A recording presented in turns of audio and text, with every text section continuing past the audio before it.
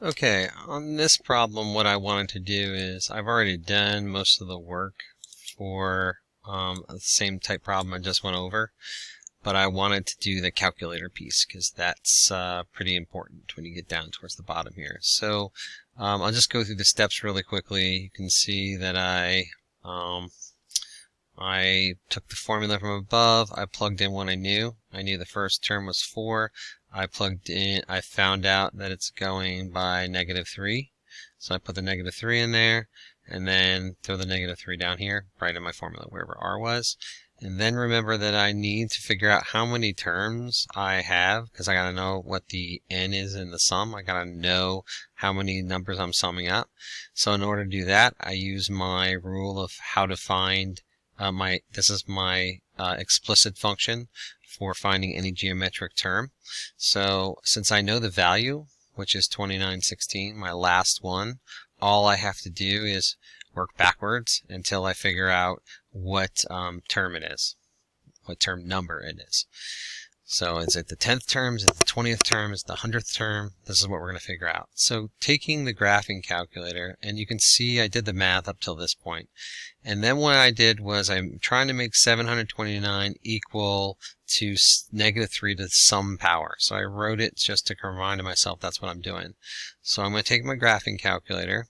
I'm going to go to y equals, and I probably still have the last problem in here because I forgot to take it out. And I do.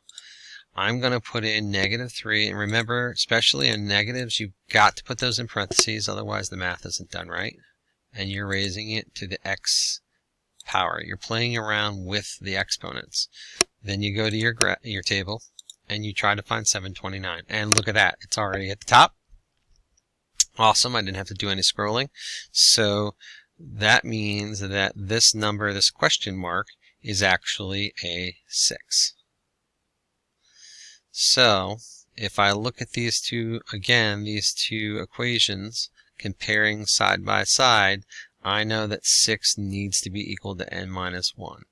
So therefore, n must equal 7. That tells me that I have 7 terms. And that means that I'm going to do S7 with all this work now. So I'm going to do S7. I'm going to plug in everything I know. 4 times 4 times 1 minus -3 to the 7th power, all divided by 1 minus a -3. Now that's going to be, the math's going to be fairly easy with this one because of the fact that I've got 4 on the top and a 4 on the bottom. Remember, don't make that don't put the negative in with that negative because you got to do exponents first. Remember, please excuse my tally or PEMDAS. You got to do your exponents first. This is actual 4, so these 4s can actually be canceled out. So I have to just put in my calculator 1 minus -3 to the 7th power, and that's going to pop out my answer. That seems like an awfully big number, but we'll see. It's actually an awfully big negative number. Quit. Clear. 1 minus a -3 to the 7th power equals, oh, it's a lot smaller than I thought it was going to be. I wasn't really thinking about it, I guess. 3 is not that too big. I'm going to be at 2,188. That's the total.